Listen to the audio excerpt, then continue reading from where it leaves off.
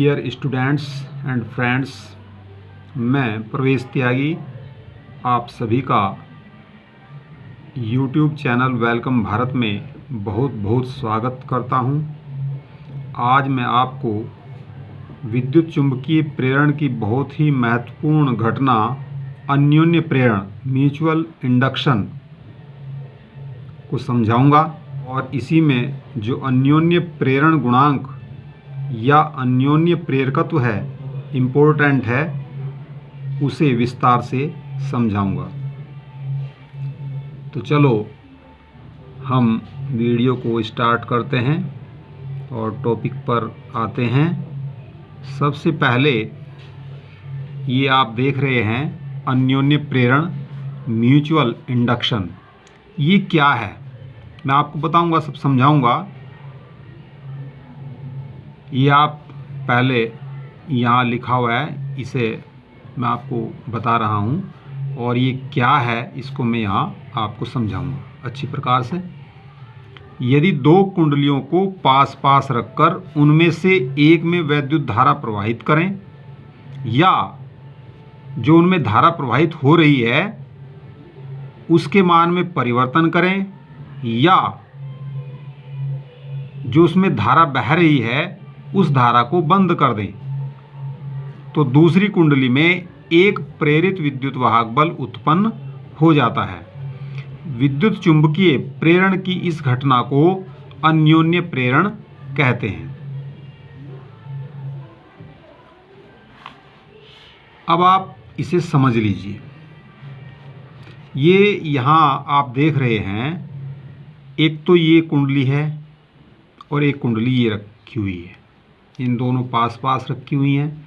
ये जो पहली कुंडली है इसे हम प्राथमिक कुंडली या प्राइमरी कॉइल बोलते हैं और जो ये दूसरी कुंडली है इसे हम सेकेंडरी कॉइल या द्वितीय कुंडली कहते हैं।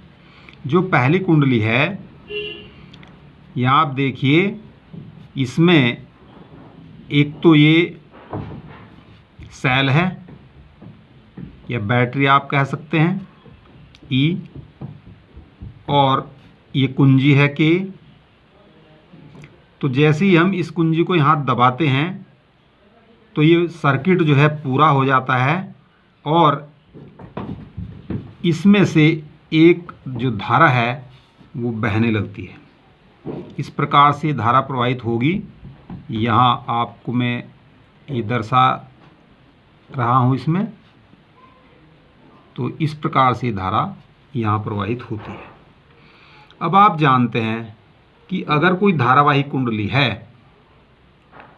तो उसके कारण चुंबकीय क्षेत्र उत्पन्न हो जाता है और कुछ चुंबकीय क्षेत्र रेखाएं उससे गुजरने लगती हैं। तो यहाँ भी ऐसा ही होगा। ये चुंबकीय बल रेखाएं यहाँ से गुजरेंगी इसमें से होकर के, और इस प्रकार से ये आप जानते हैं चुंबकीय बल रेखाएं आप पढ़ चुके हैं। तो कुछ चुंबकीय क्षेत्र रेखाएं इसमें से होकर भी गुजरेंगी जो दूसरी कुंडली है।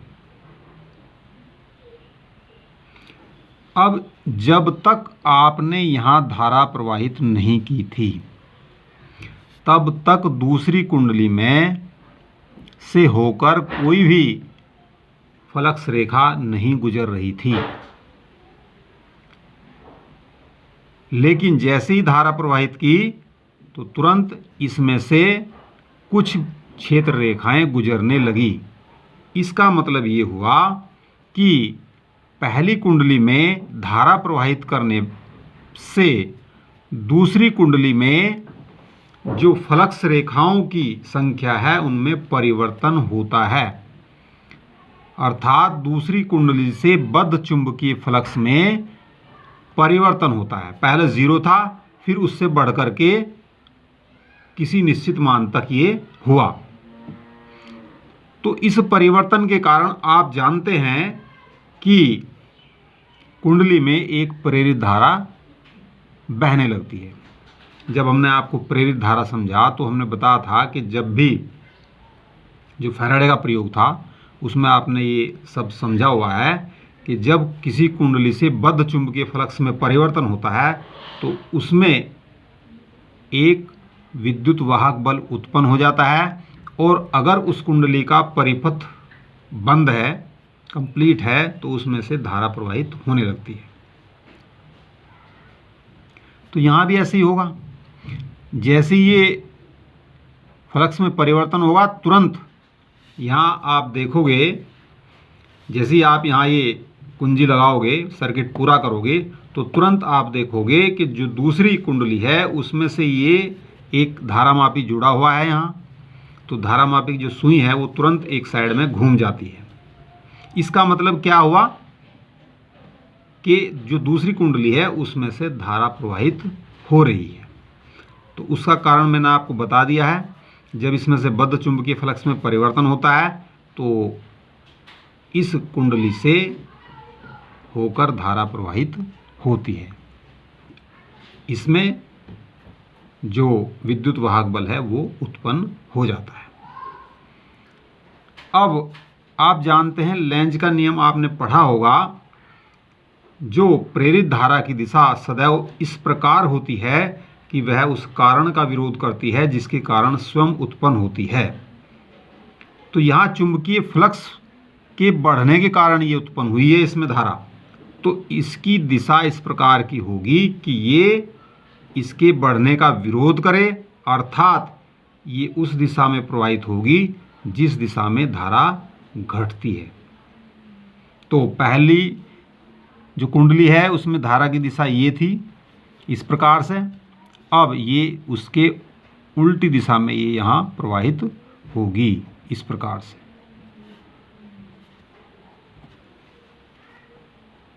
लेंज के नियम के अनुसार।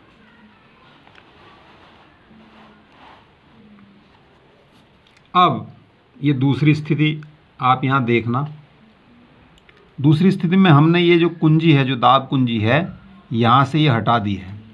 जैसे ही आप इसे हटाएंगे तो तुरंत इसमें धारा प्रवाहित होना बंद हो जाएगी, और जब धारा प्रवाहित इसमें होना बंद हो जाएगी तो क्या होगा, जो यहाँ से फ्लक्स गुजर रहा था दूसरी कुंडली से होकर के क्षेत्र रेखाएं गुजर रही थी, तो ये एक निश्चित मान से घट करके शून्य हो जाएंगी, जीरो पर आ जाएंगी।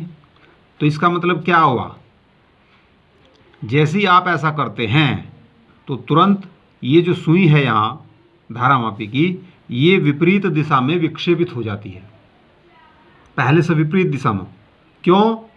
क्योंकि पहले तो जो चुंबकीय फ्लक्स है वो बढ़ रहा था, अब यहाँ चुंबकीय फ्लक्स घटता है, ये जो क्षेत्र रेखाएं हैं घट करके शून्य हो जाती हैं, तो चुंबकीय फ्लक्स घट जाता है। जो कुंडली से बद्ध चुंबकीय फ्लक्स है वो घट करके जीरो हो जाता है। तो ऐसी स्थिति में क्या होगा, फ्लक्स में परिवर्तन होगा, और फ्लक्स परिवर्तन के कारण पुनः इसमें एक विद्युत वाहक बल प्रेरित हो जाएगा द्वितीय कुंडली में, और चूंकि इसका ये परिपथ पूरा है, सर्किट कंप्लीट है, तो इसमें से फिर एक धारा बहने लगेगी जो प्रेरित धारा कहलाती है। लेकिन इस बार जो उसकी दिशा है वो ऐसी होगी कि ये जो है फ्लक्स के घटने का विरोध करे। लेंज के नियम के अनुसार यहाँ फ्लक्स बढ़ रहा था तो बढ़ने का विरोध था, इसके विपरीत दिशा में प्रवाहित हुई थी। अब यहाँ क्या हुआ, फ्लक्स पहले ज़्यादा था फिर घट करके ये जीरो हो गया। तो अब क्या होगा, जो प्रेरित धारा है लेंज के नियम के अनुसार ये इसके घटने का विरोध करेगी, अर्थात ये ऐसी दिशा में प्रवाहित होगी कि जो क्षेत्र रेखाएं हैं, जो चुंबकीय फ्लक्स है वो बढ़े, इसके अनुसार ऐसी कोशिश होगी लेंज के नियम के अनुसार। तो अब जो है ये जो प्राथमिक कुंडली में पहले धारा की दिशा थी जिसके कारण ये चुंबकीय फ्लक्स बढ़ रहा था, अब ये उसी दिशा में प्रवाहित होगी, यानी पहले से ये विपरीत दिशा में, और जो ये प्राथमिक कुंडली की जो शुरू में ये धारा बह रही थी ये उसी दिशा में प्रवाहित होगी, जिससे कि चुंबकीय फ्लक्स बढ़े। तो ये जो विद्युत चुंबकीय प्रेरण की घटना है, इस घटना को हम कहते हैं अन्योन्य प्रेरण, म्यूचुअल इंडक्शन। यहाँ कुंडलियाँ दो हैं, एक कुंडली में धारा प्रवाहित करने के कारण दूसरी कुंडली में विद्युत वाहक बल प्रेरित होता है और प्रेरित धारा बहती है। इसमें अगर हम धारा को बंद करते हैं तो भी दूसरी कुंडली में धारा प्रेरित होती है। और अगर हम, जैसे हमने यहाँ धारा इसमें बह रही थी, अगर हम इसके मान में परिवर्तन करते हैं, इसे बढ़ा देते हैं धारा को, यहाँ धीरे धीरे करके बढ़ाया या फिर बढ़ा करके घटाया धीरे धीरे करके, तो उस स्थिति में भी ये जो द्वितीय कुंडली है इसमें धारा प्रेरित होगी, क्योंकि ये तभी होती है धारा प्रेरित जबकि कुंडली से बद्ध चुंबकीय फ्लक्स में परिवर्तन होता है। तो आप समझ गए होंगे तीनों स्थितियों में जो मैंने ऊपर यहाँ लिखी हुई हैं। ये है, एक में विद्युत धारा प्रवाहित करें जो ये पहली स्थिति थी, या धारा के मान में परिवर्तन करें। अगर हम इसी के मान में परिवर्तन करते हैं, बढ़ाते हैं इसको धीरे धीरे करके या फिर घटाते हैं, तो द्वितीय कुंडली में विद्युत वाहक बल प्रेरित होता है। या धारा को बंद कर दें, जैसे यहाँ धारा को हमने बंद कर दी तो भी यहाँ चुंबकीय फ्लक्स में परिवर्तन होता है, एक निश्चित मान से घट करके 0 हो जाता है। तो ऐसी स्थिति में जो ये विद्युत चुंबकीय प्रेरण की घटना है इसे हम कहते हैं अन्योन्य प्रेरण। आप अच्छी प्रकार से समझ गए होंगे। अब इसके बाद है अन्योन्य प्रेरण गुणांक या अन्योन्य प्रेरकत्व। माना प्राथमिक कुंडली में I1 धारा बह रही है जिसे हमने P कहा था। इस धारा के कारण द्वितीय कुंडली के प्रत्येक फेरे से बद्ध चुंबकीय फ्लक्स φ2 है। चुंबकीय फ्लक्स को हम φ से प्रदर्शित करते हैं, चूंकि ये दूसरी कुंडली का है तो φ2 हमने लिख लिया है। यदि द्वितीय कुंडली में तार के फेरे N2 हैं तो उसमें फ्लक्स ग्रंथिताओं की जो संख्या है, जो फ्लक्स लिंकेजेस है, वो N2 φ2 होगी। तब ये जो N2 φ2 है,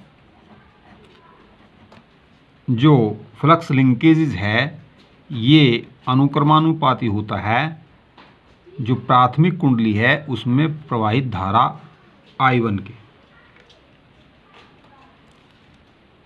तो N2 φ2 बराबर MI1।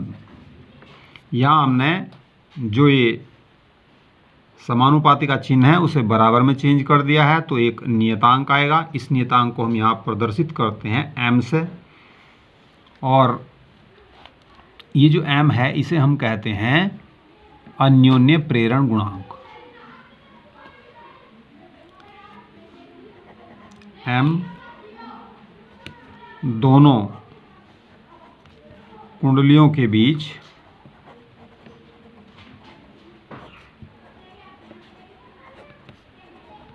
अन्योन्य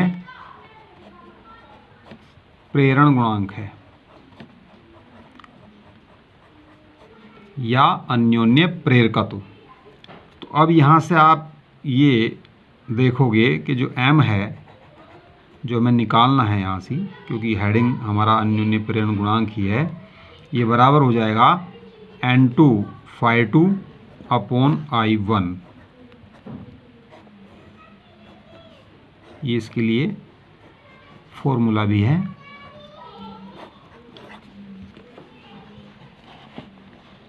M बराबर N2 φ2 अपॉन I1।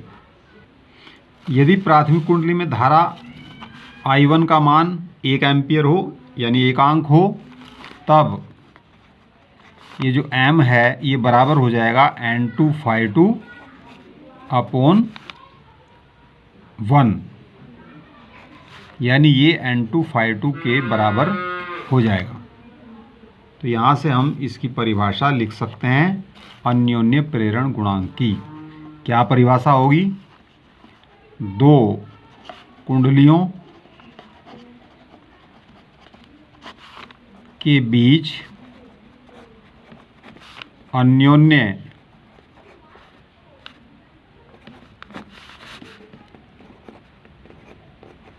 प्रेरण गुणांक या अन्योन्य प्रेरकत्व, दोनों एक ही बात है। किसी एक कुंडली में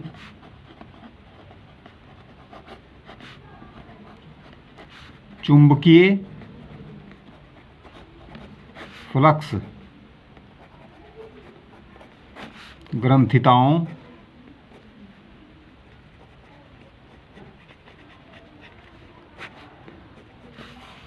की संख्या के बराबर होता है।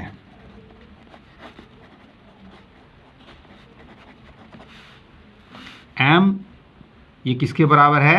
N2/2 चुंबकीय फ्लक्स ग्रंथिताओं की संख्या की। किस स्थिति में? जबकि दूसरी कुंडली में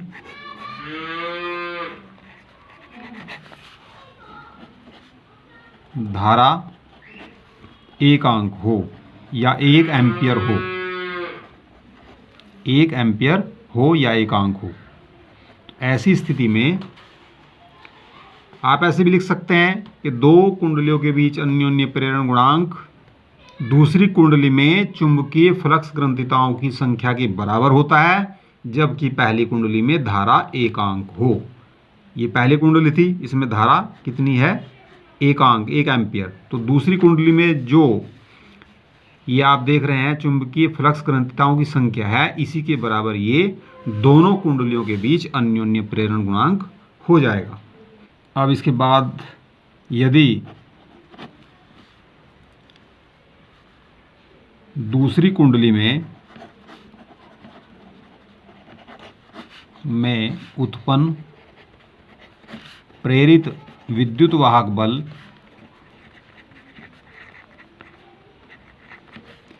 E2 हो, जब हमने पहली कुंडली में धारा प्रवाहित की तो दूसरी कुंडली में उसके कारण उत्पन्न प्रेरित विद्युत वाहक बल E2 हो, तो E2 बराबर है -N2 delta φ2 upon delta T। यह आप जानते हैं फैराडे के नियम के अनुसार, फैराडे के नियम से है।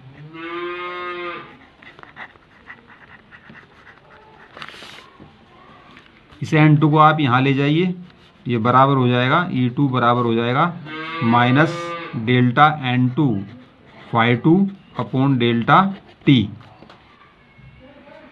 ये जो N2 φ2 है, इसे आप जानते हैं इसका मान होता है MI1। यहाँ से आप देखो,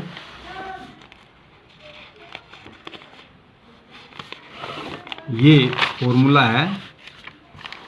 ये जो N2 φ2 है, इसका मान हो जाएगा MI1, इधर इसकी गुणा हो जाएगी, या आप यहाँ से भी देख सकते हो ये N2 φ2 बराबर MI1।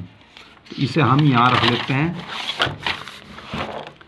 तो ये बराबर हो जाएगा minus delta MI1 upon delta T। ये हो जाएगा, या E2 बराबर माइनस M, इसे बाहर कीजिए आप, और यहाँ ये delta I1 upon delta T। ये जो ऋण चिन्ह है ये प्रदर्शित करता है कि जो E2 है प्रेरित विद्युत वाहक बल सदैव ऐसी दिशा में होता है, उस दिशा में ये प्रेरित होता है जिससे कि वह प्राथमिक कुंडली में धारा परिवर्तन का विरोध करे। लेंज के नियम के अनुसार, ये आपने बहुत विस्तार से पढ़ लिया है पहले, लेंज का नियम क्या है। तो इस प्रकार से आप यहाँ से जो M है वो बराबर हो जाएगा ये minus E2 upon delta I1 upon delta T। ये विद्युत वाहक बल के पदों में अन्योन्य प्रेरण का फॉर्मूला है। यहाँ से भी आप m की परिभाषा लिख सकते हैं। कैसे? यदि delta I1 upon delta T बराबर 1, यानी जो प्राथमिक कुंडली है उसमें धारा परिवर्तन की दर एकांक हो, तब जो m है दोनों कुंडलियों के बीच जो अन्योन्य प्रेरण गुणांक है वो E2 के बराबर होगा। किसके बराबर? दूसरी कुंडली में उत्पन्न प्रेरित विद्युत वाहक बल के बराबर होगा। तो इसे ही हम यहाँ लिख देंगे।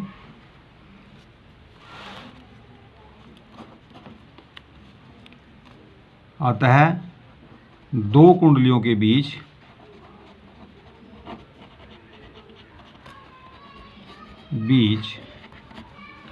अन्योन्य प्रेरण गुणांक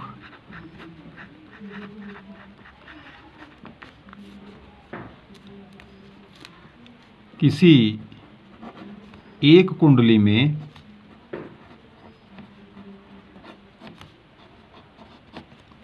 उत्पन्न प्रेरित विद्युत वाहक बल के बराबर होता है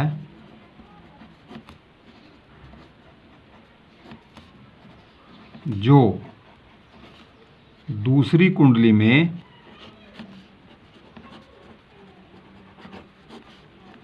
धारा परिवर्तन की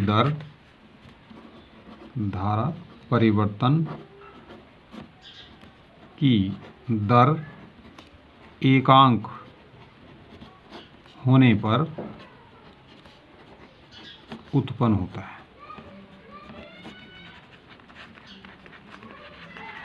इसे आपने भाषा में लिख दिया है। यानी दो कुंडलियों के बीच अन्योन्य प्रेरण गुणांक किसी एक कुंडली में, ये आप दो चीज़ देख रहे हैं, एक तो ये है, एक ये है, तो एक तो हमने ये मान लिया और एक ये मान लिया। तो किसी एक कुंडली में उत्पन्न प्रेरित विद्युत वाहक बल के बराबर होता है, m जो है E2 के बराबर है यहाँ किसी स्थिति में, जबकि जो दूसरी कुंडली है उसमें धारा परिवर्तन की दर एकांक हो।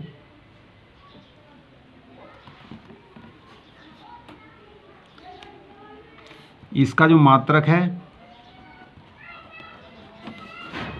हेनरी है,